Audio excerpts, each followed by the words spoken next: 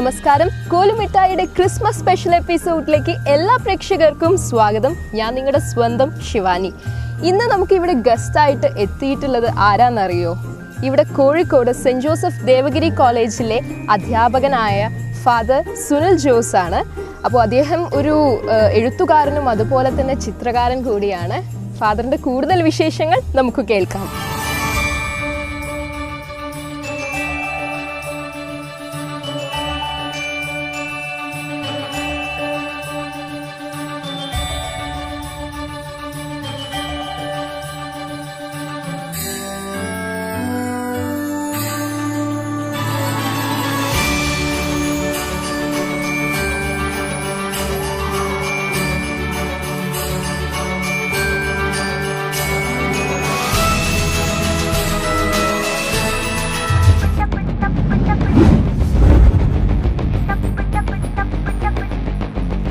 Hello father. Hello, നമസ്കാരം.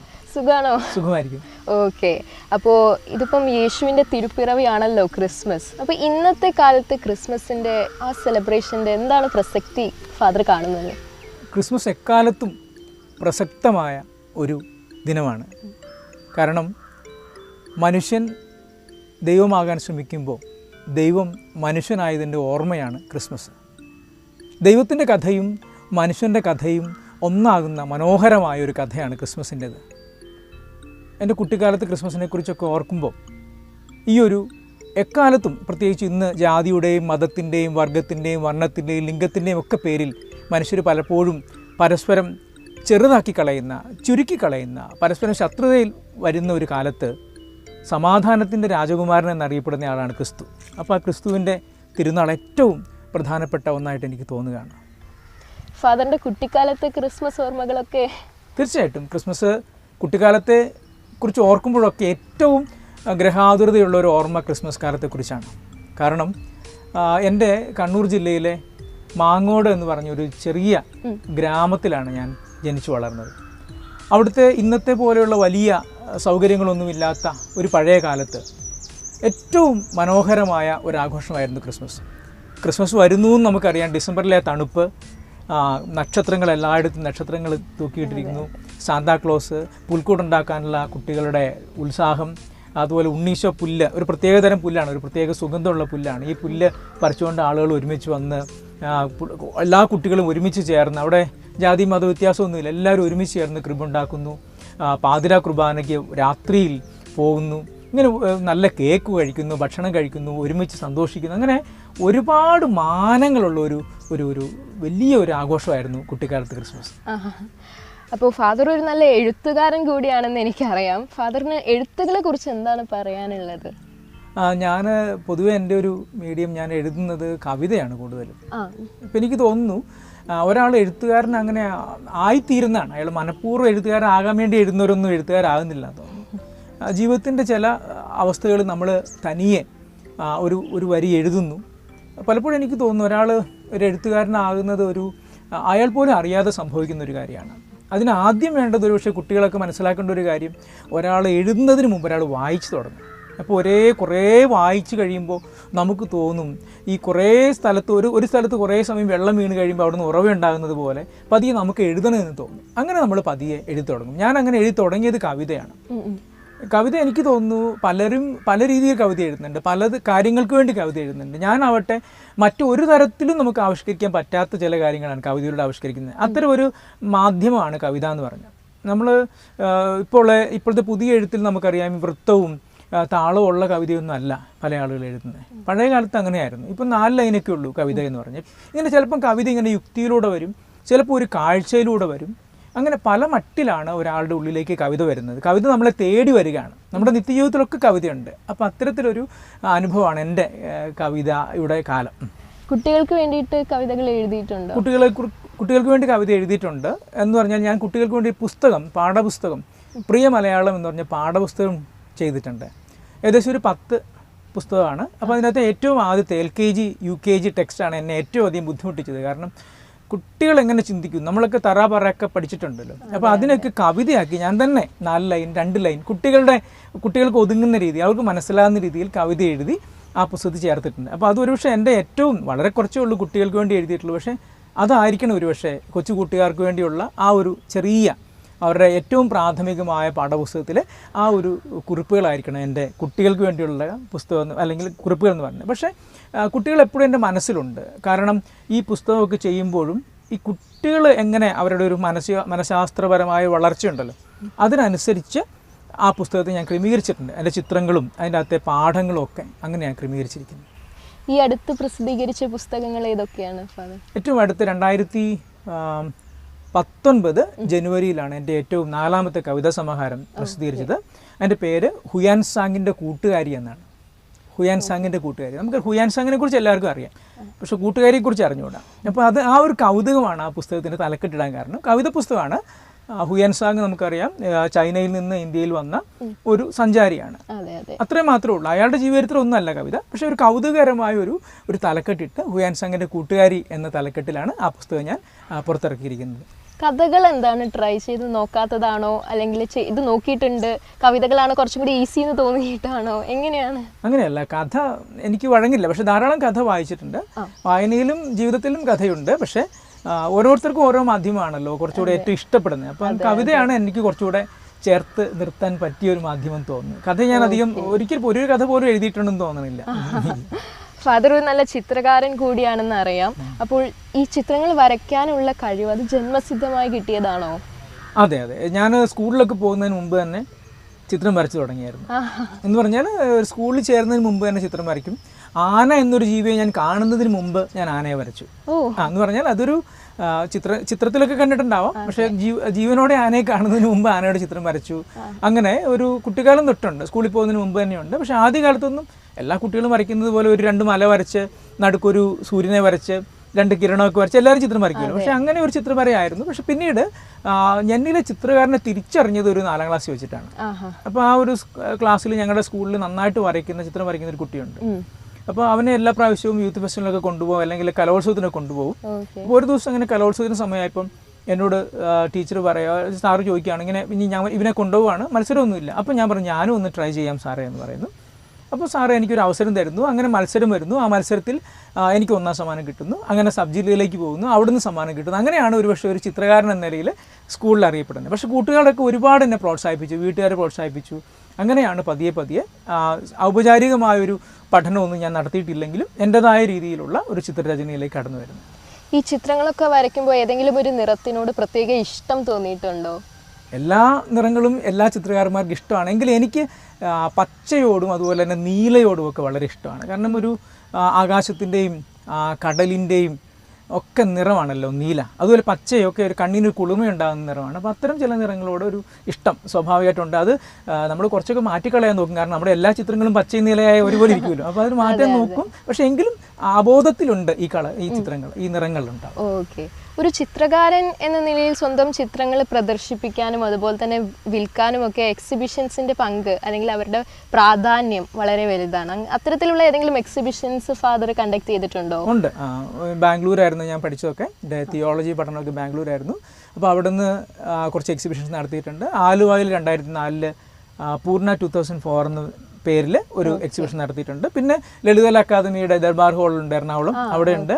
അതുപോലെ തന്നെ കഴിഞ്ഞ ഈ ജനുവരി മാസത്തിൽ എൻ്റെ പുസ്തകത്തെക്കുറിച്ച് പറഞ്ഞല്ലോ, ആ പുസ്തകം ഇറങ്ങിയ ഒപ്പം തന്നെ ഒരു ചിത്ര പ്രദർശനവും കൂടി ഉണ്ടായിരുന്നു. ഞങ്ങളുടെ ഒരു ഗ്രൂപ്പുണ്ട്, അവിടെ ഒരുമിച്ച് ആ ചിത്ര പ്രദർശനവും പുസ്തകത്തിൻ്റെ പ്രകാശനവും ഒരുമിച്ചായിരുന്നു ലളിതകല അക്കാദമി തൃശ്ശൂർ വെച്ചിട്ടായിരുന്നു. Okay okay. അപ്പോൾ ഫാദറിനെ കുറിച്ച് ഞാൻ കുറേ കേട്ടു. ഇപ്പം ഇനി ഫാദറിൻ്റെ കുടുംബം. ഓക്കെ, എൻ്റെ കുടുംബം എൻ്റെ അപ്പച്ചനും അമ്മച്ചിയും ചേട്ടനും ചേച്ചിയും അടങ്ങുന്ന ഒരു കുടുംബമാണ്. എൻ്റെ മൂത്ത ഒരു പെങ്ങളൊരു സിസ്റ്ററാണ്. പിന്നെ അപ്പച്ചനും അമ്മച്ചിയും വീട്ടിലുണ്ട്. അവരുടെ കൂട്ടത്തിൽ ചേട്ടനുണ്ട്. ചേട്ടൻ വിവാഹിതനാണ്. 2 മക്കളൊക്കെ ഉണ്ട്. അവർ സന്തോഷമായിട്ട് ഞാൻ ജനിച്ച അതേ സ്ഥലത്ത് അവർ താമസിക്കുന്നു. ഈ കുട്ടിക്കാലത്തെ ഓർമ്മകളിലൊക്കെ നമ്മുടെ ഏറ്റവും നമുക്ക് ഓർത്തു നിൽക്കാൻ പറ്റുന്നത് കൂട്ടുകാരെ കുറിച്ചൊക്കെ ആയിരിക്കാം. അപ്പോൾ അത്തരത്തിലുള്ള കുട്ടിക്കാലത്തെ കൂട്ടുകാരുമായിട്ട് ഇപ്പോഴും ഉണ്ട്. ഞങ്ങളുടെ ആ ഗ്രാമത്തിലുള്ള കൂട്ടുകാരൊക്കെ ഇപ്പോഴും എൻ്റെ സൗഹൃദത്തിലുണ്ട്. പുതിയ നവമാധ്യമങ്ങളിലൂടെ ഇപ്പം ഞങ്ങൾ ചെറിയ ഗ്രൂപ്പൊക്കെ ഉണ്ടാക്കി. നമ്മുടെ വാട്സാപ്പ് ഗ്രൂപ്പിലൊക്കെ ഞങ്ങളുടെ ആ ഒരു സ്കൂളൊക്കെ പഠിച്ച സ്കൂളിൽ ഞങ്ങൾ 25 വർഷങ്ങൾക്ക് ശേഷം പഠിച്ച സ്കൂളിലേക്ക് ഒരുമിച്ച് തിരിച്ചു പോവുകയും എല്ലാവരും കൂടെ ഒരുമിച്ച് ഒരു ഫോട്ടോ ഒക്കെ എടുത്തൊക്കെ ഇപ്പോഴും ഓർക്കുന്നു. വളരെ നല്ലൊരു അനുഭവമായിരുന്നു പഴയ കാലത്ത്. ഇപ്പോഴും ഒരുപാട് ആളുകൾ, ആ ഗ്രാമത്തിലുള്ള ആളുകളായിട്ട് എനിക്ക് നല്ല സൗഹൃദമുണ്ട്. ഇടയ്ക്ക് അവർ വിളിക്കാറുണ്ട്, സംസാരിക്കാറുണ്ട്. അതുപോലെ തന്നെ അവരുടെയും മക്കളും അവരുടെ കുടുംബമൊക്കെ ആയിട്ടുള്ള ഒരു പുതിയ ഇത്തരം നവമാധ്യമങ്ങളിൽ പാട്ട് പാടുന്നവരൊക്കെ ഉണ്ട് മക്കൾ. അപ്പോൾ അവരൊക്കെ ഇങ്ങനെ അവരുടെ കൂടെ കുറേ കാര്യങ്ങൾ, വിശേഷങ്ങൾ ഇങ്ങനെ ഷെയർ ചെയ്യുന്നു. നമ്മൾ കാണുന്നില്ലെങ്കിലും അടുത്തല്ലെങ്കിൽ പോലും അത്തരം കാര്യങ്ങൾ നടക്കുന്നുണ്ട് സജീവമായിട്ട്.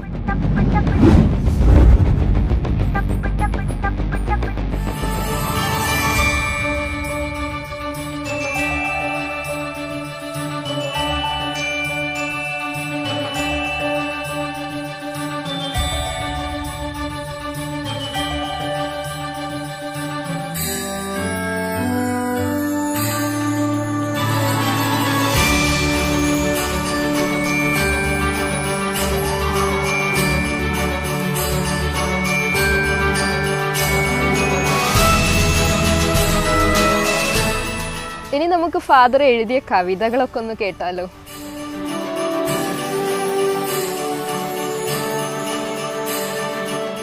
ഈ കവിത വന്ന വഴിയെക്കുറിച്ചുകൂടെ പറയാം.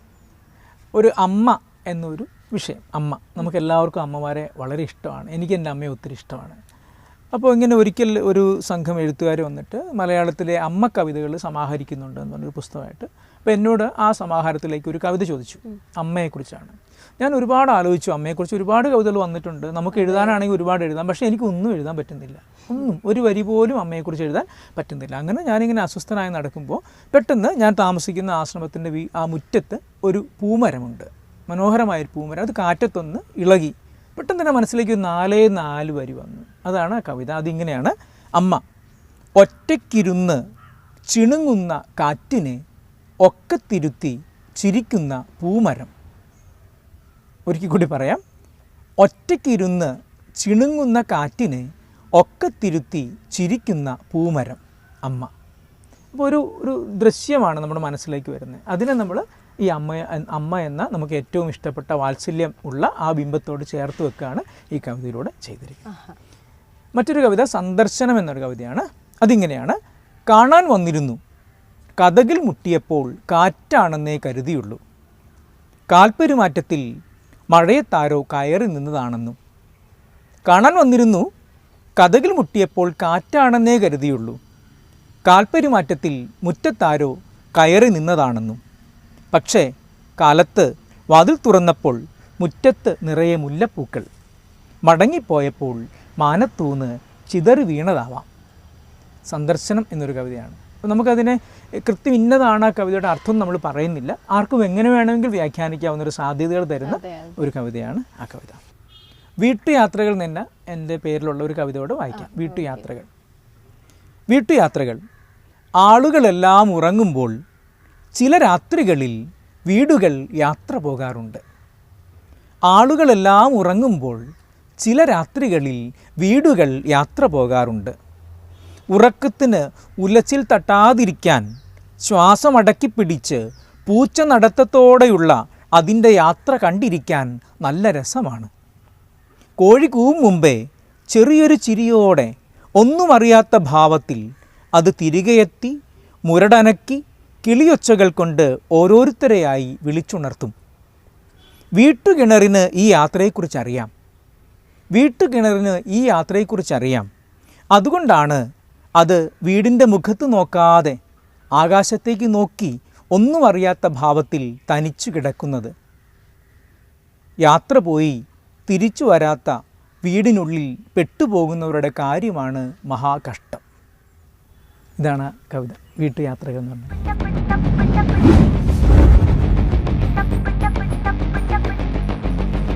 ഫാദർ ഇവിടെ വന്നിട്ട് എത്രയായി ദേവഗിരി കോളേജിൽ?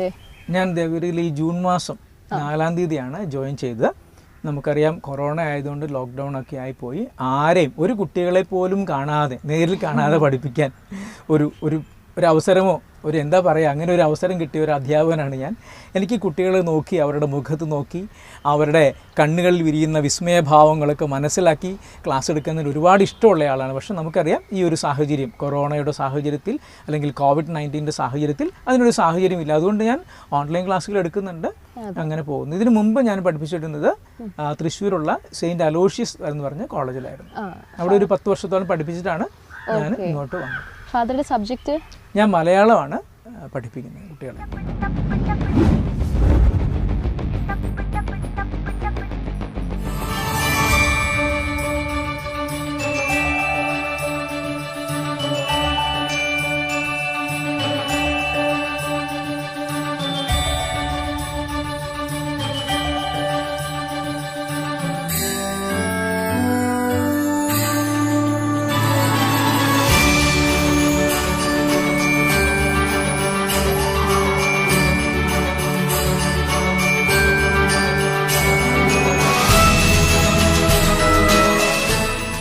ഫാദറുടെ കവിതകളൊക്കെ ഫാദർ സോഷ്യൽ മീഡിയാസിലൊക്കെ എങ്ങനെ പോസ്റ്റ് ചെയ്യാറൊക്കെ ഉണ്ടോ?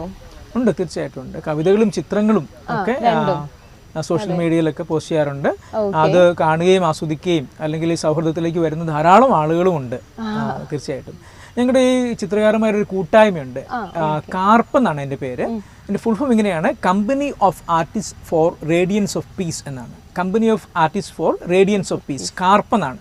ഞങ്ങളിങ്ങനെ ഒരു ഈ സംരംഭം ഉണ്ടാക്കാനുള്ള കാരണം തന്നെ നമുക്കറിയാം, ഈ കല എന്ന് പറഞ്ഞത് കലഹങ്ങൾക്കുള്ളൊരു പ്രതിവിധിയാണ്. പലതരത്തിലുള്ള, നമ്മൾ നേരത്തെ പറഞ്ഞതുപോലെ, ആളുകൾ ഇങ്ങനെ പരസ്പരം കലഹിച്ചും ഭിന്നിച്ചും ചെറിയ ഗ്രൂപ്പുകളായിട്ട് ചിതറിയുമൊക്കെ പോകുമ്പോൾ കല എന്ന് പറഞ്ഞ ഈശ്വരദത്തമായൊരു കഴിവാണ്. അതിന് മനുഷ്യരെ ഒന്നിപ്പിക്കാനുള്ള വലിയ കഴിവുണ്ട്. അതുകൊണ്ട് തന്നെ ഞങ്ങൾ പലതരത്തിലുള്ള പല ഇടങ്ങളിൽ നിന്ന്, കേരളത്തിൻ്റെ പലയിടങ്ങളിലുള്ള ചിത്രകാരന്മാർ ഒരുമിച്ച് കൂടിയിട്ട് ഈ ഒരു കൂട്ടായ്മ, company of artist for radiance of peace എന്ന് പറഞ്ഞൊരു കൂട്ടായ്മ, കാർപ്പ് എന്ന് പറഞ്ഞ കൂട്ടായ്മ രൂപപ്പെടുത്തിയിട്ടുണ്ട്. എന്നിട്ട് ഞങ്ങളിപ്പോൾ ഈ ഒരുമിച്ച്, ഞങ്ങൾ ഇടയ്ക്ക് സമയം കിട്ടുമ്പോഴൊക്കെ ഒരുമിച്ച് ചേർന്ന് ചില സ്ഥലത്ത് പോയി ക്യാമ്പ് ചെയ്ത് ചിത്രം വരയ്ക്കും. ഒരു 3-4 ദിവസം കൊണ്ട് ക്യാമ്പ് ചെയ്ത് ചിത്രം വരയ്ക്കും.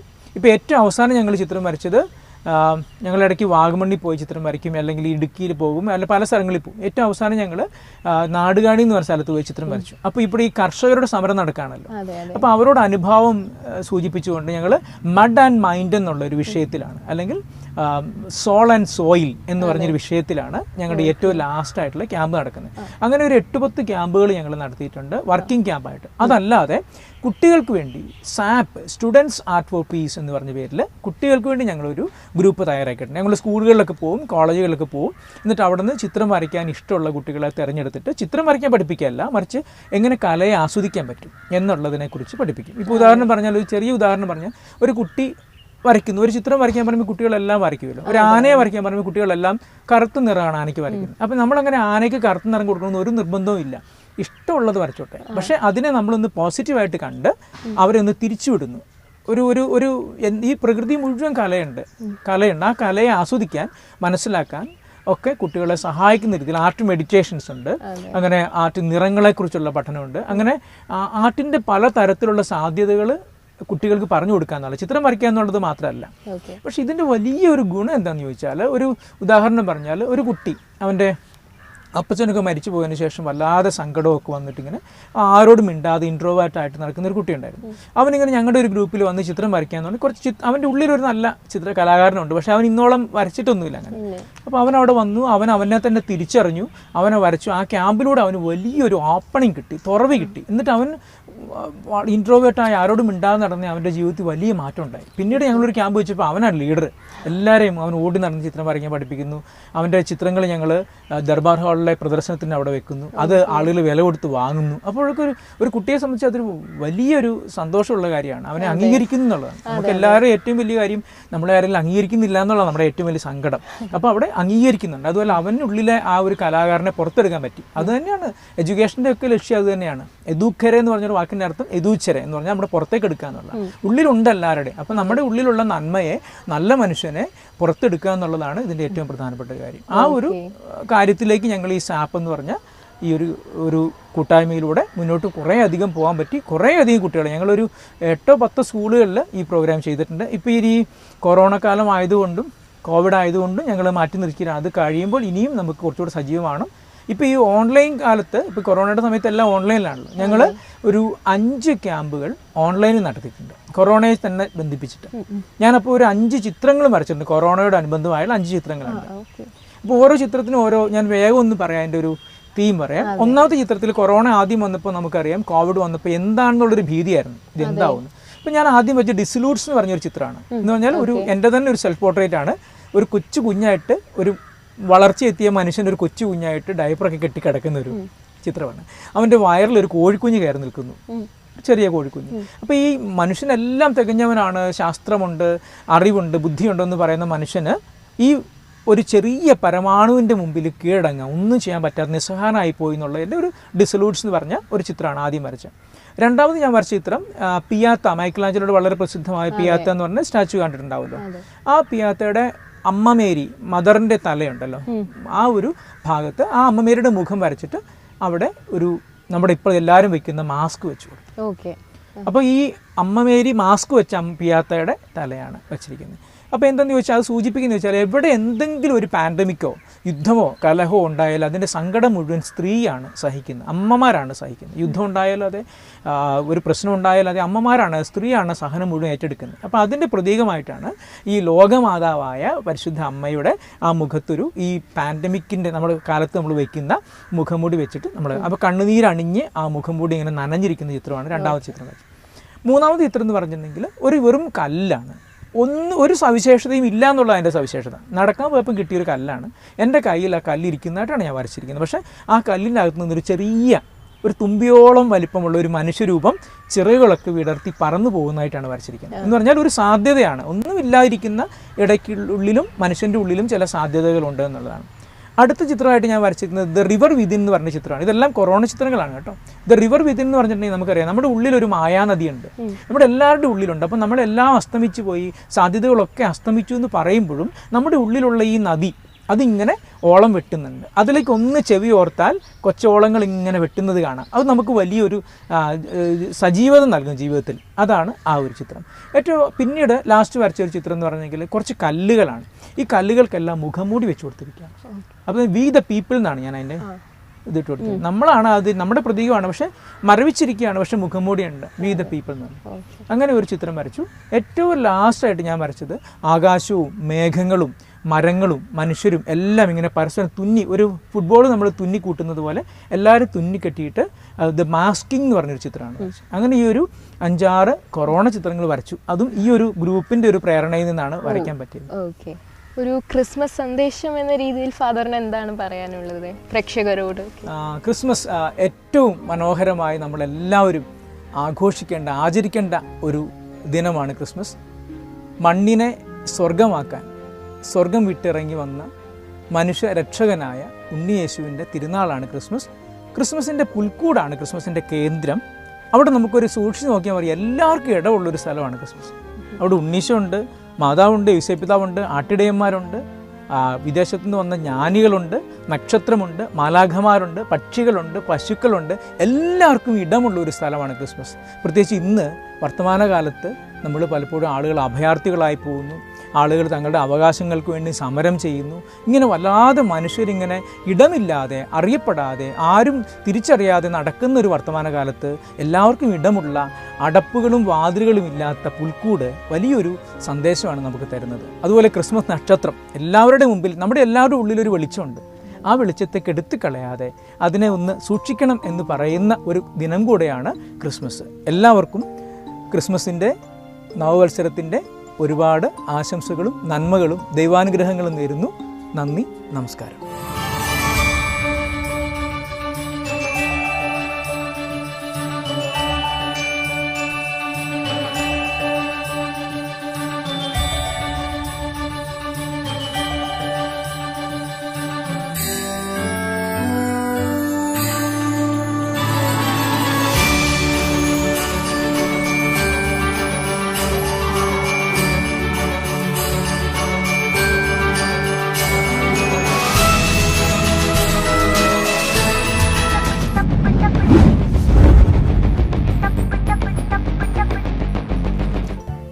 ഇന്നത്തെ ഗസ്റ്റായി എത്തിയ ഫാദർ സുനിൽ ജോസ്, അദ്ദേഹത്തോടൊപ്പം ഈ ക്രിസ്മസ് ദിനം പങ്കുവെക്കാൻ കഴിഞ്ഞ നമ്മളും അതുപോലെ തന്നെ നമ്മളെല്ലാവരും, ഞാനായാലും നിങ്ങളായാലും വളരെയേറെ ഭാഗ്യവാന്മാരാണ്. നമുക്ക് എല്ലാവർക്കും അറിയാം, കൊറോണ എന്ന മഹാമാരി കൂടിക്കൊണ്ടിരിക്കുകയാണ്. ഇത്തരമൊരു സാഹചര്യത്തിൽ ഈ ക്രിസ്മസ് ദിനം വളരെയേറെ മനോഹരമാകട്ടെ എന്നും നിങ്ങൾക്ക് എല്ലാവർക്കും സന്തോഷം തരുന്നതാകട്ടെ എന്നും ആശംസിക്കുന്നു. A very happy Christmas and new year to all. Bye by.